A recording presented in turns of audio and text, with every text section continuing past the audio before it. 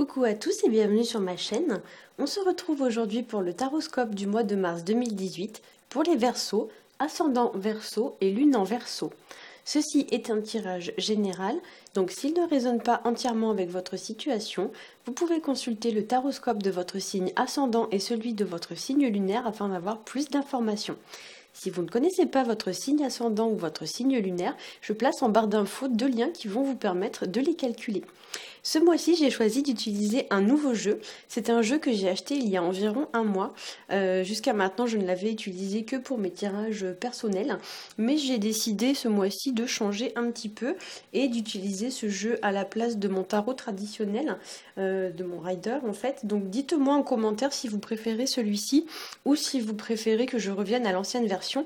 Comme ça, si cela vous plaît, je verrai pour l'intégrer de manière un petit peu plus régulière dans les vidéos. Alors ce jeu est une revisite du Petit Lenormand pour les gens qui connaissent le Petit Lenormand.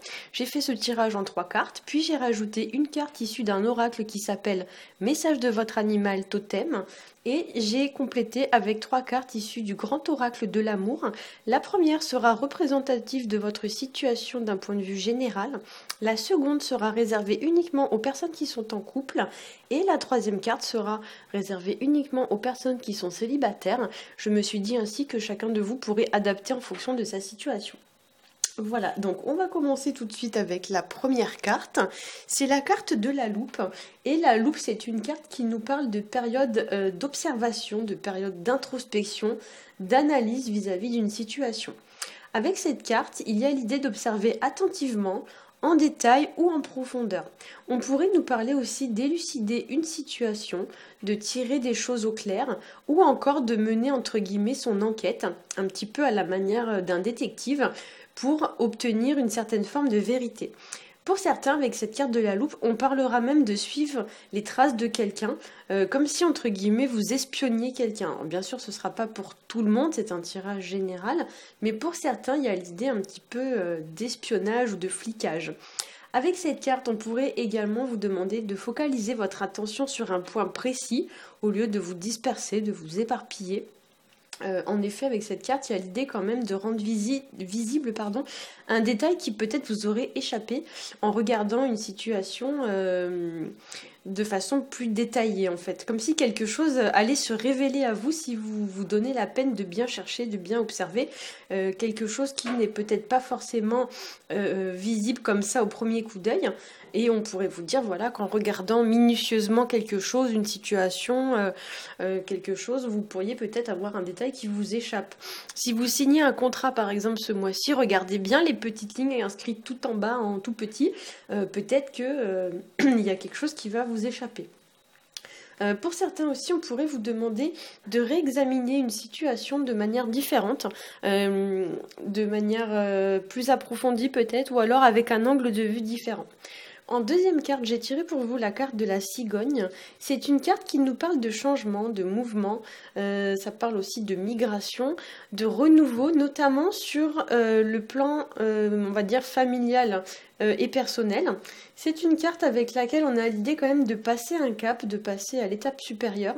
Alors, la majorité du temps, ces changements donc, concernent la vie sentimentale, familiale, etc. Mais là, comme c'est un tirage général, je préfère interpréter la carte au sens large. Du coup, pour certains, il pourrait potentiellement y avoir aussi des changements de plan, de carrière, de statut, comme il pourrait y avoir aussi des changements sur le plan sentimental, notamment avec la carte de la cigogne, on pourrait parler aussi de l'arrivée d'un projet ou de l'arrivée de quelque chose qui est nouveau, un enfant, un projet, un nouvel objectif que vous mettez en place. C'est vraiment, c'est vraiment cette idée qui est représentée avec la carte de la cigogne. Ici, on pourrait parler aussi de changements qui sont un petit peu chamboulants, entre guillemets, sur le plan émotionnel, dans le sens où c'est pas forcément un obstacle à proprement parler, mais ça vient vous perturber, ça vient vous remettre un petit peu en question, il y a beaucoup d'émotions qui remontent, etc., etc. Voilà. Après, donc, avec la carte de la cigogne, ça pourrait aussi être les émotions qui nous jouent des tours, qui sont un peu difficiles à vivre, etc. Donc, c'est pas un mauvais tirage hein, dans l'ensemble, mais il pourrait y avoir quelques petits passages nuageux, comme on voit d'ailleurs très bien sur la carte de la cigogne. Des petits nuages qui, peut-être, au cours du mois, vont vous chambouler, mais quelque chose de vraiment passager. Hein. C'est pas des choses qui vont durer non plus hyper longtemps. Pour certains aussi, il pourrait y avoir des changements concernant la maison ou l'aménagement de la maison. Parce que la cigogne, c'est aussi la carte qui va représenter la maison, le foyer, les enfants. Donc ça pourrait être par exemple des petits tracas à propos de la maison, des petites réparations par exemple à prévoir. Ça pourrait aussi être le fait de changer la déco ou changer l'organisation familiale. Mettons si vous avez vos enfants, je sais pas moi, en garde alternée, ça peut être par exemple changer le roulement des gardes ou ce genre de choses. Hein. Ça pourrait aussi pour certains représenter des petites prises de bec, pardon, des tensions avec le partenaire, avec le conjoint ou toute personne qui vit sous votre toit. Ça peut être avec vos enfants ou ça peut être aussi dans le sens un peu plus large du terme avec votre famille. Voilà, donc des petits conflits, des petites prises de tête. Et ça pourrait aussi pour certains nous donner l'idée un peu d'un déménagement qui se prépare, puisque la cigogne, c'est quand même une carte de migration. Donc pour certains, peut-être, il pourrait y avoir l'idée d'un déménagement. Il y a du déménagement un peu dans l'air, avec l'idée que peut-être pour certains, vous allez avoir envie d'aller vous établir, entre guillemets, ailleurs. Au niveau de la troisième carte, j'ai tiré pour vous la carte du lys. C'est une carte qui nous parle de paix, qui nous parle de sérénité, ça nous parle de calme. Donc si vous avez connu au cours du mois des prises de tête, des prises de bec avec l'entourage, on vous dit quand même que sur la fin du mois, tout va s'apaiser, les conflits vont s'apaiser et tout va rentrer dans l'ordre. Avec cette carte, il y a l'idée d'agir avec sagesse, avec maturité. C'est aussi une carte de raison. Et ici, cette carte, elle pourrait tout à fait indiquer le fait que vous-même ou quelqu'un de votre entourage tire les leçons du passé et apprend ses erreurs, ou alors adopte un comportement plus mûr, plus responsable, plus mature, etc., etc. Avec cette carte, on a aussi l'idée d'une élévation, d'une croissance, notamment sur le plan social. Puisque là, on est donc sur la carte du lys.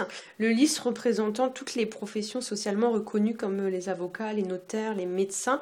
Voilà. De plus, on est sur la carte du roi de trèfle. Alors, je ne sais pas si on le voit très bien, mais au niveau du Lenormand, vous voyez, il y a des petits symboles comme ça qui représentent des cartes sur chaque carte. Et là, donc, on est sur la carte du roi. Donc notamment du roi de trèfle.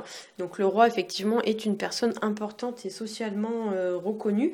Donc là il y a quand même l'idée voilà de le roi donc c'est un homme qui est influent mais c'est quand même c'est de la bienveillance en général. Le roi c'est un souverain donc c'est quelqu'un qui est très bienveillant.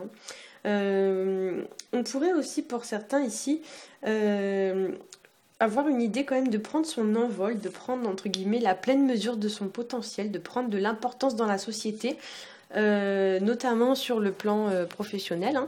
Donc peut-être vous auriez aussi envie pour certains par exemple de vous mettre à votre compte, etc.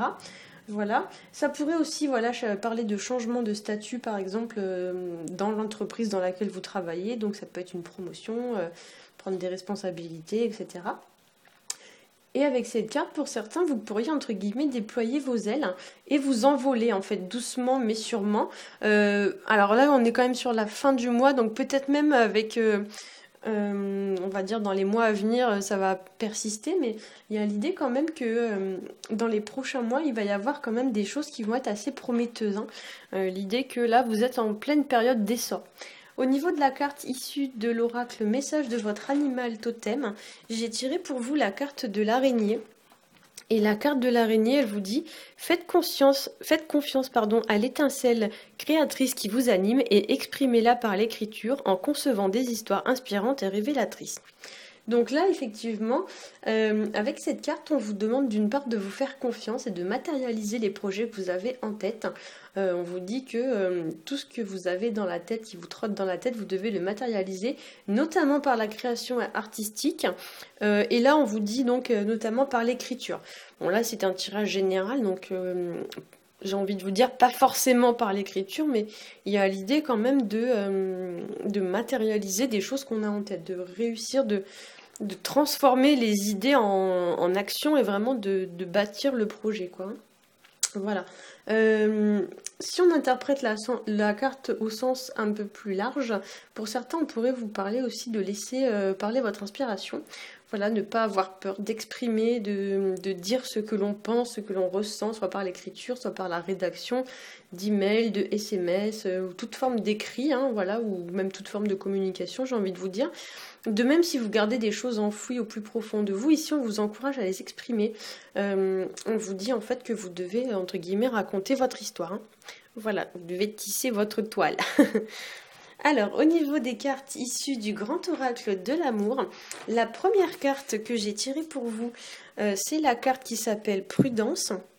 Donc c'est la carte numéro 4. Donc là, au niveau du 4, on est sur un chiffre qui nous parle de projet, de construction, de matérialisation. Donc on est pile poil dans le sujet, j'ai envie de vous dire. Et avec cette carte Prudence, qui nous parle de pause, de ralentissement, qui nous invite à ne pas nous précipiter, etc. Ça rejoint d'ailleurs un peu la carte de la loupe, hein, qui nous disait d'examiner attentivement les choses, etc. Peut-être on vous dit aussi de bien étudier votre projet avant de le mettre en place, de ne pas vous précipiter, de ne pas bâcler entre guillemets les choses, hein.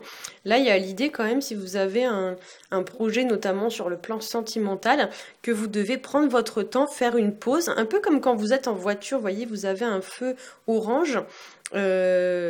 On vous dit en fait il faut vous arrêter, réfléchir et ensuite vous regardez si vous voulez aller à droite ou à gauche. Faut pas foncer comme ça tête baissée, hein.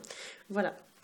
Au niveau de la carte réservée aux personnes qui sont en couple, j'ai tiré pour vous la carte crise.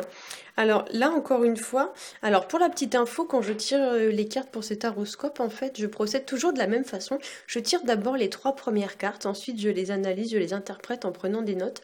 Ensuite je tire la 4e, je l'interprète, je tire la 5e, je l'interprète, etc., etc. Et quand j'ai tiré cette carte, j'ai trouvé qu'elle rentrait très bien en résonance avec la carte de la cigogne, dans le sens où en termes de prise de tête, je pense qu'on peut difficilement faire mieux. En termes d'illustration, vous voyez, prise de tête, bah là on est en plein dedans. Donc c'est la carte qui s'appelle crise, mais là je pense qu'il faut plus l'interpréter dans le sens prise de tête que dans le sens vraiment crise. Mais il y a l'idée comme ça de petites tensions au sein du couple, de prise de bec, comme je l'ai dit tout à l'heure, qui vont venir un petit peu, comme je l'ai dit, faire office de nuages noirs. Et là on voit bien pour le coup les nuages noirs sur la carte, hein, vous voyez. Mais il y a l'idée, voilà, qu'il y a un petit nuage noir qui va passer comme ça au cours du mois, une petite prise de tête qui va venir assombrir le mois. Bien sûr, ça ne concernera pas forcément tout le monde et pas avec la même intensité pour tout le monde, hein, bien sûr. J'imagine que la personne qui est Verseau, ascendant Verseau, lune en Verseau sera peut-être plus impactée que les autres. Voilà, mais il y a l'idée comme ça d'une prise de tête, une prise de bec qui va passer comme ça pour les gens qui sont en couple au cours du mois et qui va vous faire perdre peut-être un peu de temps ou un peu d'énergie, quoi, hein. Donc là, voilà, on parle de dispute, hein, de prise de tête. Ça vous dit aussi pour certains peut-être avec la carte prudence, attention aux mots que vous allez employer. En fait, peut-être on vous dit... ne vous enflammez pas trop, attention à pas dire n'importe quoi sous le coup de la colère, etc. On vous dit peut-être rester en accord avec ce que vous avez au fond de vous. En fait, par exemple, si même si vous êtes énervé, n'allez pas dire des choses que vous ne pensez pas, ne mettez pas d'huile sur le feu. Voilà, et avec la carte d'Ulysse, on pourrait vous conseiller d'agir peut-être avec un certain recul et une certaine maturité et une certaine aussi bienveillance. En fait, l'idée, c'est de pas aller balancer n'importe quoi à la figure de quelqu'un sous prétexte que vous êtes énervé, quoi. Au niveau de la carte réservée aux personnes qui sont célibataires, j'ai tiré pour vous la carte de la libération.